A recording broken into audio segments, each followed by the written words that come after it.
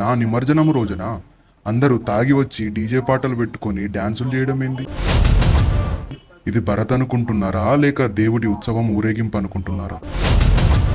నా విగ్రహాలకి నాలో నాకు పోటీ ఏంటి భక్త?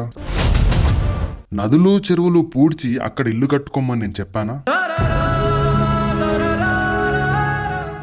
నదులని ఒక అమ్మలాగా ఒక దేవతలాగా పూజించే మన దేశంలో నదులు ఎలా ఉన్నాయి? నేను దేవుడను కదా, ఈ మండపం ఒక దేవాలయము కదా, అలాంటి దేవాలయంలో భక్తి పాటలకు బదులుగా ఓపిలుగా వెంకటి పాటలేంది, ఈ జిల్లెలమ్మ జిట్టా పాటలేంది? ఆ వెంకటేష్ ఎవరో ఈ జిల్లెలమ్మ జిట్టా ఏందో నాకైతే అర్థం కావట్లే భక్త. పార్ట్ 2 ప్లాన్ చేయ భక్త, మనం అప్పుడు మళ్ళీ కలుద్దాం. హాయ్, నేను మీ దీపు టాక్స్. ఈ రోజు మనం ఇంటర్వ్యూ చేయబోయే వ్యక్తి ఎవరు అనుకుంటున్నారా? చెప్పు. అసలు ఇప్పటి వరకు అతని ఇంటర్వ్యూ ఎవరు కూడా తీసుకోలేదు. అలాంటి అదృష్టం మనకే దక్కింది. అతను ఎవరో కాదు, నన్ అదర్ దెన్ మన బొజ్జ గణపయ్య.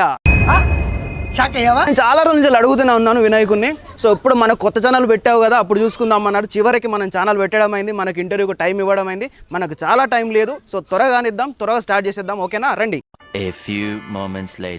హాయ్ వినాయక, బాగున్నారా? నేను బాగున్నాను భక్త.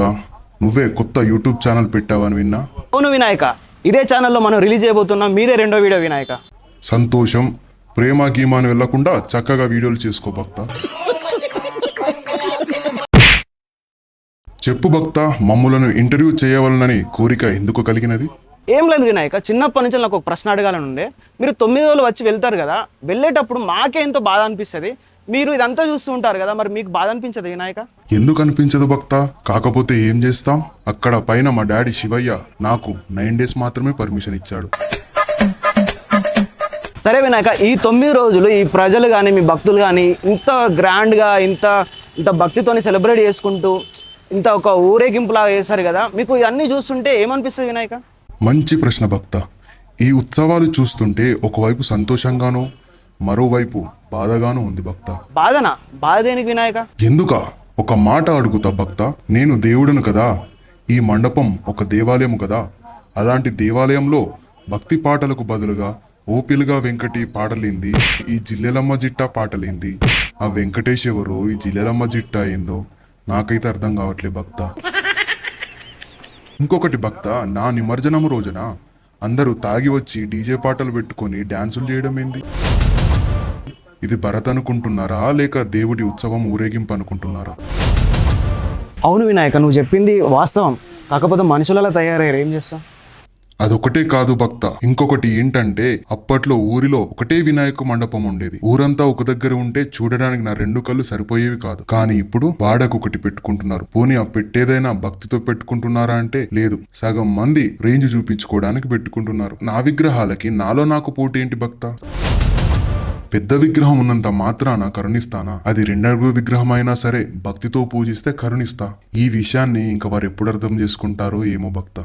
నిజంగా వినాయక, మీరు చెప్పేదానికి ఒక్కదానికి కూడా మా దగ్గర సమాధానం లేదు. ప్రపంచంలో తయారైపోయింది. అలాగే నాదొక ప్రశ్న వినాయక, మన రాష్ట్రంలో కానీ పక్క రాష్ట్రంలో కానీ మన దేశంలో కానీ ఈ మధ్య మనం చూస్తున్నాం, చాలా వరకు వరదలు రావడం, చాలా వరకు ఇల్లు మునిగిపోవడం, చాలా ఆస్తి నష్టం జరగడం, ప్రళయాలన్నీ ఎందుకు జరుగుతున్నాయి అంటారు? ఒక మాట అంటే తప్పుగా అనుకోకు భక్త. నదులు చెరువులు పూడ్చి అక్కడ ఇల్లు కట్టుకోమని నేను చెప్పానా? నీరింకిపోవాలంటే మట్టి నేల కావాలి. భూమాతని సిమెంటుతో కప్పేసి నీరు ఇంకమంటే ఎలా మానవా? మీరు కొట్టే కొబ్బరిగాయల నీళ్లు కూడా భూమాతకి చేరట్లేదు. ఇంకొకటి అడుగుతా చెప్పు మానవా, వేరే దేశంలో నదులను ఎలా చూస్తారు? నదుల్లాగే చూస్తారు. మరి మన దేశంలో? మన దేశంలో నదుల్ని ఒక అమ్మలాగా ఒక దేవతలాగా పూజిస్తారు. ఇంకా చెప్పాలంటే అలా కూతుర్లకు ఆ నదుల పేర్లు కూడా పెట్టుకుంటారు కదా. నదులని ఒక అమ్మలాగా ఒక దేవతలాగా పూజించే మన దేశంలో నదులు ఎలా ఉన్నాయి? పరాయి దేశంలో నదులు ఎలా ఉన్నాయి? మట్టి విగ్రహాలు చేసుకోండి అని చెప్పా. మీరేం చేస్తున్నారు? కెమికల్స్ కలిపి కలర్స్ కలిపి లప్పంతో చేస్తున్నారు. ప్రకృతిని మీ చేతులారా మీరు నాశనం చేస్తూ ప్రళయాలు ఎందుకు వస్తున్నాయంటే నేనేం చెప్పాలి మానవా? గుర్తుపెట్టుకోండి ప్రజలారా, కర్మని విధిని ఎవరు అడ్డుకోలేరు. ధర్మాన్ని నువ్వు పాటిస్తే ధర్మం నిన్ను కాపాడుతుంది. ధర్మాన్ని తప్పే వాళ్ళని శిక్షించడం ఆ విధి బాధ్యత. సరే భక్త, అందరూ పూజలు చేసే టైం అయింది. నేను వెళ్ళి అన్ని మండపాల దగ్గర ఒకసారి వెళ్ళి చూసొస్తా. పార్ట్ 2 ప్లాన్ చేయ భక్త, మనం అప్పుడు మళ్ళీ కలుద్దాం. ఓ పార్ట్ 2నా? తప్పకుండా తప్పకుండా వినాయక, నాకు కూడా ఆలోచన రాలేదు. సో మళ్ళీ తప్పకుండా రండి వినాయక, మళ్ళీ మనం చూస్తున్నాం. ఆలోపు మన ఫాలోవర్స్ కూడా ఎవరైనా వాళ్ళకు ఉండే క్వశ్చన్స్ కూడా కామెంట్ పెడతారు కదా, సో అవి నేను ముందరికి తీసుకొని వస్తాను వినాయక. భక్తులారా, ఈ దీపు టాక్స్ అనే ఛానల్ ని వెంటనే సబ్స్క్రైబ్ చేసుకోండి, లైక్ చేసి మీకు తోచినందరికీ షేర్ చేయండి. వాళ్ళు కొంచెమైనా మార్పు తీసుకురండి.